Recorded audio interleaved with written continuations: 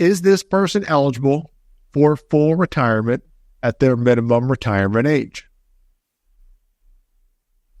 The answer is no. Why? Well, because there's 3 criteria that you have to satisfy. You have to satisfy one of the 3 criteria. I encourage you to go back and look at our previous episodes on the FERS system. This person's a FERS employee. And we talk about eligibility for full retirement, unreduced full retirement. And those 3 criteria are be age 60 with at least 20 years of service, 62 with at least 5 years of service, or hit their minimum retirement age, MRA, and have 30 years of service. So this person is not eligible for full retirement at their MRA, but they did some homework and they did some digging and they realized they could retire at their MRA.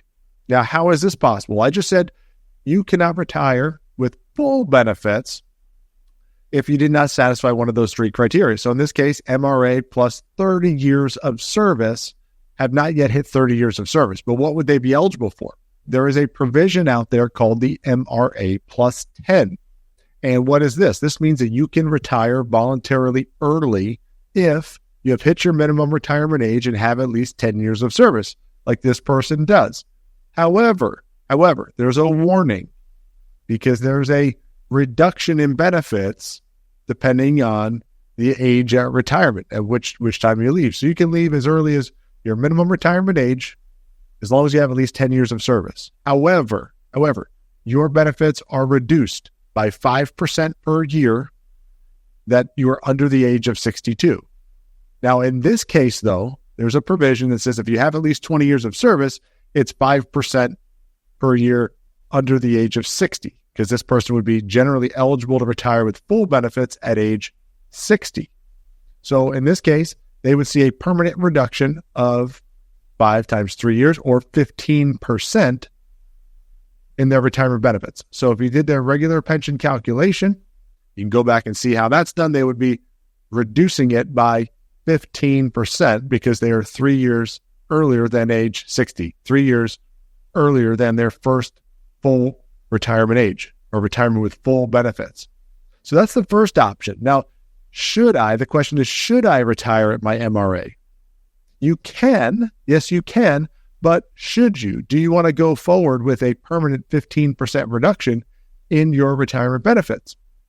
I don't know if that's the best option for this person. In fact, it's not something we normally recommend, is using the MRA plus 10 provision. But if you've got a dream job lined up, or you've hit the lottery, or there's other circumstances that would make the MRA plus 10 desirable or beneficial for you, then it is an option. Just not something we normally recommend.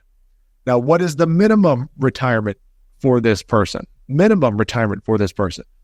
As I mentioned before, you have to satisfy one of those 3 criteria, and based on them having at least 20 years of service, and they're not going to hit 30 years prior to age 60, they're going to satisfy the age 60 with at least 20 years of service. I will say, if this person had 28 years of service instead of 26, they'd be able to retire when they hit 30 years of service at age 59. Then they would satisfy both the MRA, they would have at least their minimum retirement age, and have at least 30 years of service.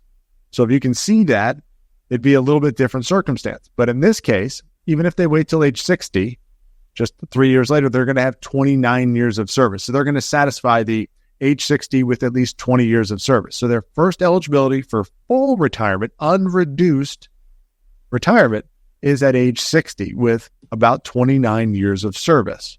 So if you can see the difference, so that they could use the MRA plus 10 at age 57, but get a reduction of about 15%, or get full retirement, unreduced benefits at age 60 with 29 years of service. Now, what is another detriment to the MRA plus 10? It's the FERS supplement. Why? Well, you may have gone back and you looked at our previous episodes or other material where we've talked about the FERS supplement, but what is it? I'm going to briefly describe what it is. It is a bridge. It is an entitlement. It is something that a FERS employee is eligible for only when they retire with full benefits prior to being Social Security eligible, prior to age 62. So in this case, both MRA plus 10 and minimum retirement are prior to age 62. However, those that retire under the MRA plus 10 provision are not eligible for the FERS supplement. So not only would this person see a reduction if they retired at their MRA of 15%, they would not be eligible for the FERS supplement from age 57 to 62. But what if they waited till age 60? At age 60, they'll be eligible for full unreduced retirement benefits, and they will get the FERS supplement from age 60 to 62. So the FERS supplement is a gap. It's a gap filler, a bridge from whenever they retire. If they retire prior to being Social Security eligible, it's an entitled benefit that they would get from whenever they retire until they're age 62. So that would go the FERS supplement they would get at age 60 to 62. They would not get it in the MRA plus 10 provision retirement, no additional benefits. So not only would their retirement pension be reduced, they're going to miss out on this additional benefit until they're Social Security eligible. Lastly, what about waiting a little bit longer? So let's say somebody said, well, I don't want to take the MRA plus 10 provision. I don't like the idea that I'm going to get my benefit reduced by 15%.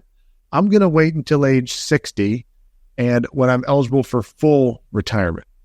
Now, if you're familiar again with how that pension is calculated, I'm going to give you a brief overview here, but the general rule of thumb is you're going to get 1% of your high three for every year of service. So in this case, if they had 29 years of service at age 60, they're going to get 29% of their high three for every year of, 29%, of their high three as their annual retirement pension, their annual retirement annuity.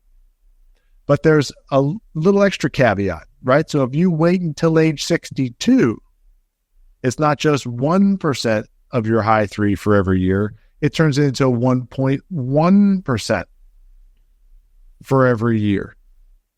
So waiting an extra 2 years could increase or will increase their pension calculation. Not that I've got to force everybody to work an extra 2 years, or I'm recommending just a blanket strategy to say, hey, work until age 62.